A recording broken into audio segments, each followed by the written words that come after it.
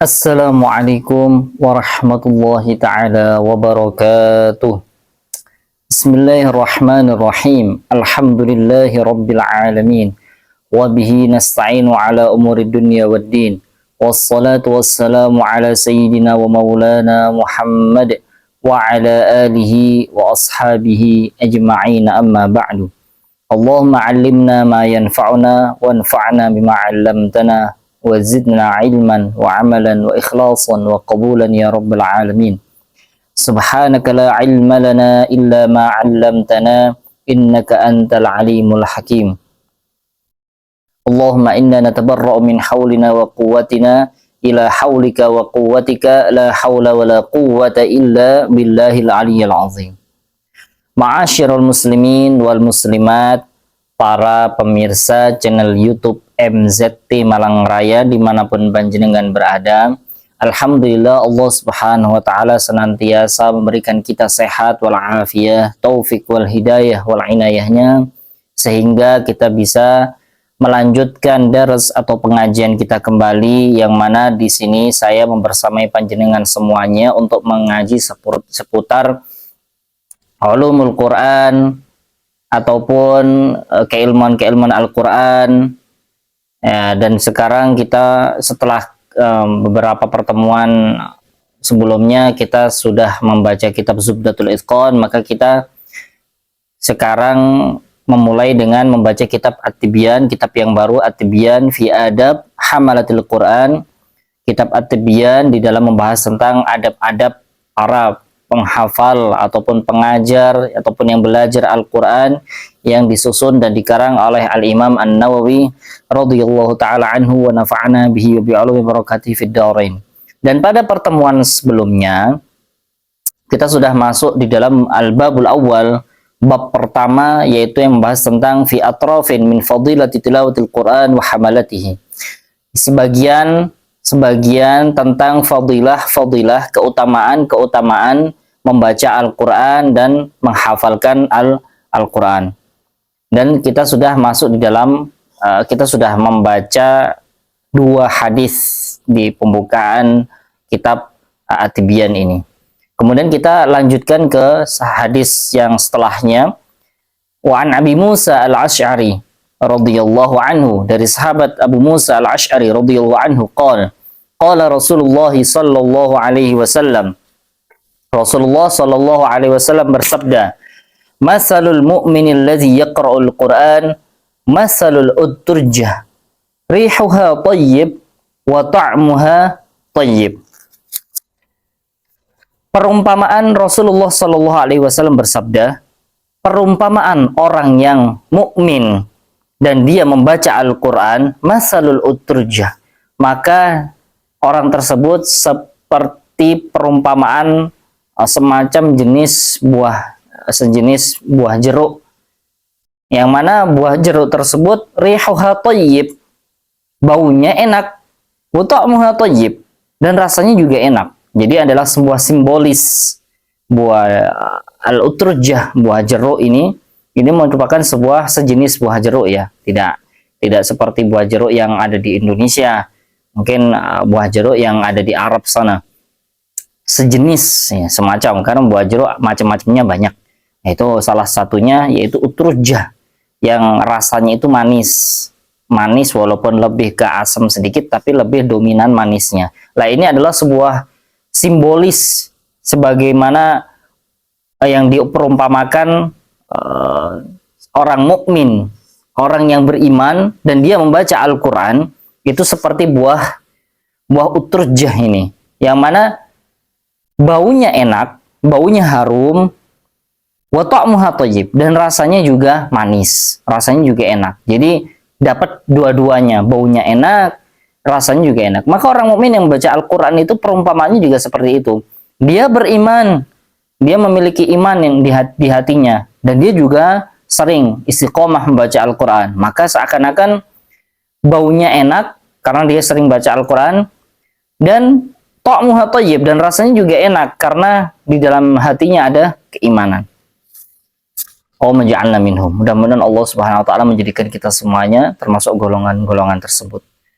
Dan golongan yang kedua, Wa masalul mu'min allazi la yaqra'ul Qur'ana mislut tamrah. Dan perumpamaan orang mukmin yang dia itu tidak membaca Al-Qur'an. Jadi ada orang mukmin, dia beriman, dia memiliki keimanan, tapi dia tidak membaca Al-Quran, jarang membaca Al-Quran. Membaca Al-Quran sangat-sangat terhitung sekali selama 1 tahun misal, anggaplah seperti itu. Jadi dia termasuk yang yahjurul Quran, dia itu menjauhi Al-Quran. Maka perumpamaannya mislut tamroh, seperti buah kurma.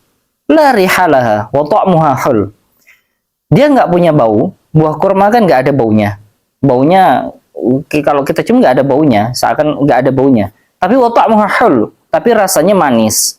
Itu perumpamaan simbolis bagi seorang mukmin yang dia itu memiliki keimanan di dalam hatinya, tapi nggak pernah membaca Al-Quran atau jarang membaca Al-Quran. Maka perumpamaannya seperti buah kurma. Dia nggak ada bau-bau wanginya, nggak ada bau-bau harumnya. Akan tetapi kalau dimakan, dirasain itu manis. Kenapa ya? Karena di dalam hati orang mukmin tersebut dia masih memiliki keimanan yang kuat. Hanya saja dia tidak membaca Al-Quran atau jarang membaca Al-Quran sehingga tidak mengeluarkan bau yang harum. Itu perumpamaan orang mukmin yang tidak membaca atau jarang membaca Al-Quran. Wa masalul munafiq allazi yaqra'ul Qur'ana masalur raihanah. Rihuha thayyib wa ta'muha mur. Perumpamaan orang munafik yang dia itu membaca Al-Quran. Jadi ada orang munafik. Munafik ini allazi yuzhirul Islam wa yaktumul kufur. Mereka adalah orang-orang yang menampakkan Islam secara zahir. Mereka itu sholat, mereka itu berpuasa, mereka itu melakukan segala amal ibadah yang dilakukan oleh orang Islam pada umumnya. Akan tetapi yudmirul kufur, akan tetapi di dalam hatinya dia menyembunyikan kekufuran, seakan-akan dia itu tidak beriman kepada Allah Subhanahu wa taala. Dan para orang-orang munafik yang seperti inilah yang hidup di tengah-tengah Nabi Muhammad sallallahu alaihi wasallam, yang wa ala ra'sihim, yang dipimpin oleh Abdullah bin Ubay bin Salul. Ini adalah perumpamaan orang munafik. Ya, orang munafik yang dia itu membaca Al-Quran. Jadi orang munafik pun juga masih membaca Al-Quran.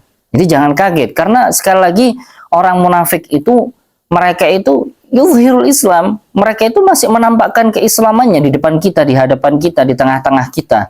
Akan tetapi mereka, Allahu a'lam bima fi qulubihim. Allah lebih tahu dengan apa yang ada di hati mereka. Mereka itu menyembunyikan kekafiran, tidak beriman kepada Allah, tidak beriman kepada Al-Quran yang dia baca sendiri bahkan.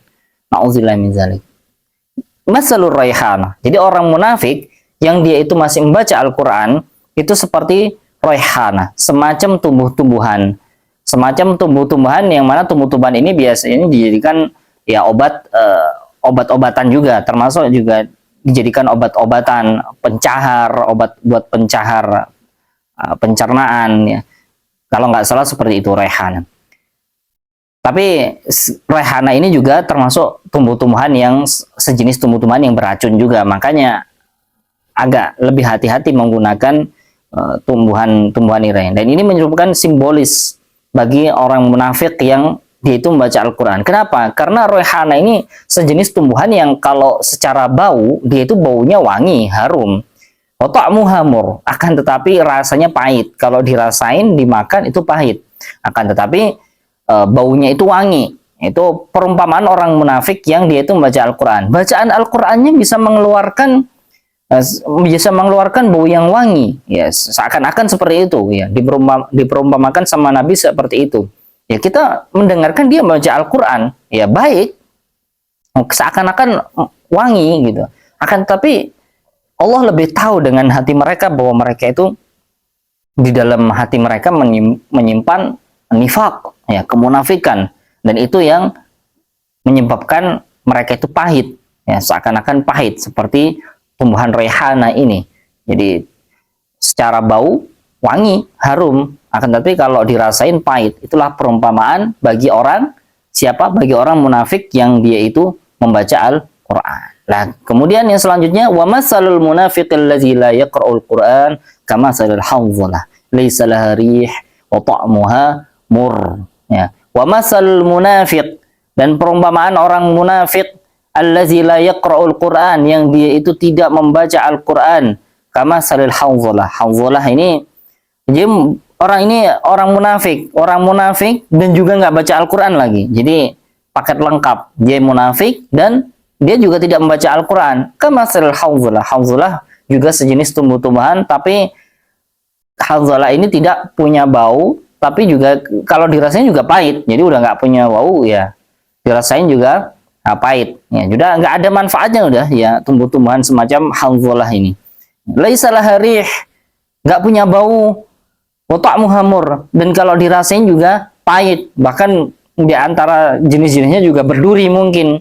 Ya, itu Hanzalah. Ini simbol bagi orang-orang munafik yang dia itu munafik juga nggak baca Al-Quran. Kalau sebelumnya mungkin masih ahsan wahalan, dia orang munafik tapi masih membaca Al-Quran, walaupun baca Al-Qurannya kita nggak tahu apa tujuannya, wallahu a'lam.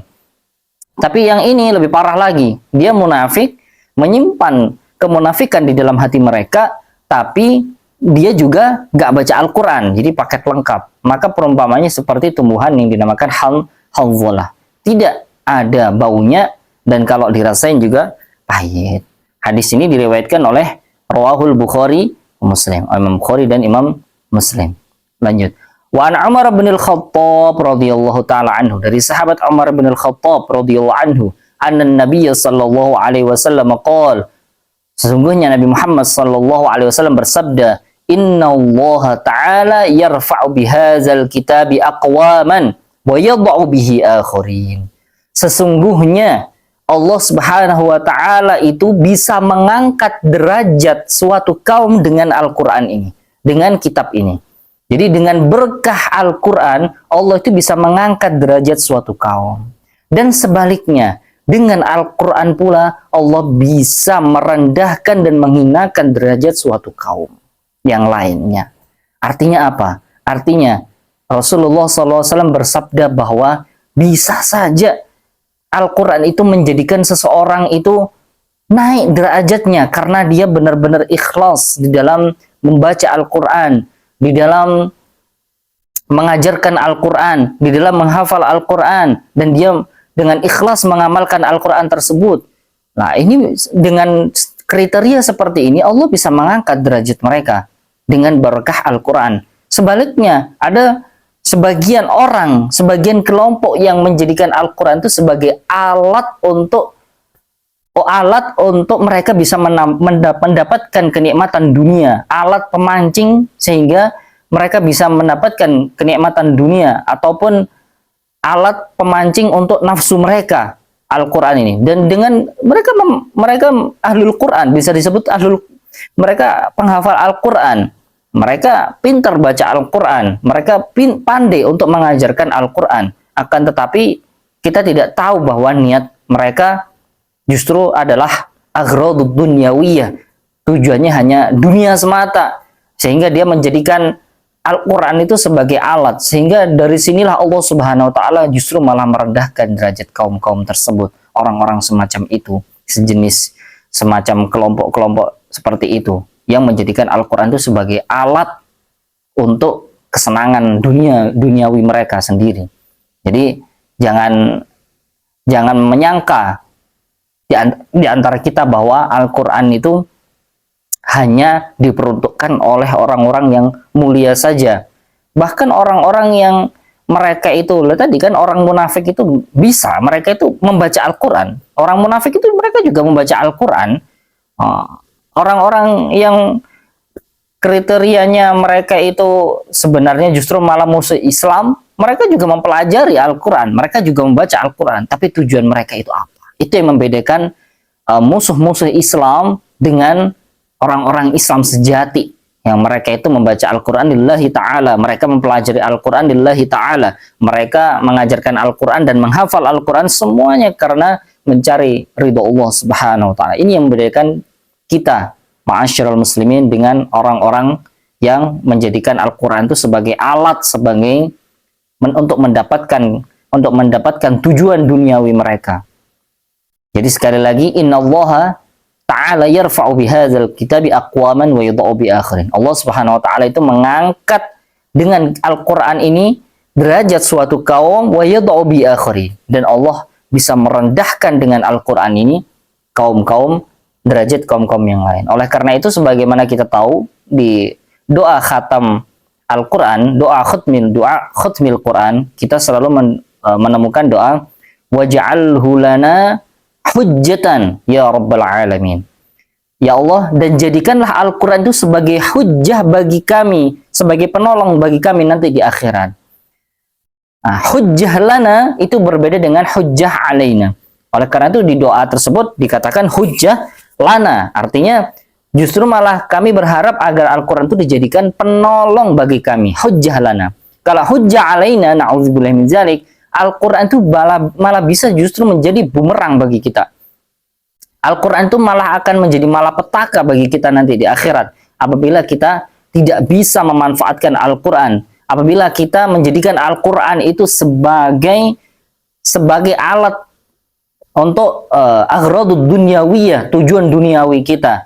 Waj'alhu lana hujjah, lana bagi kita sebagai hujjah, sebagai penolong. Kalau hujjah alaina itu malah Al-Quran wala la hujjatan alaina. Jangan sampai Al-Quran itu malah menjadi hujjah alaina, justru malah menuntut kita nanti di akhirat, menjadi bumerang bagi kita. Na'udzubillah min dzalik. Insyaallah kita melanjutkan membaca hadis berikutnya di pertemuan yang selanjutnya. Kurang lebihnya saya mohon maaf. Assalamualaikum warahmatullahi taala wabarakatuh.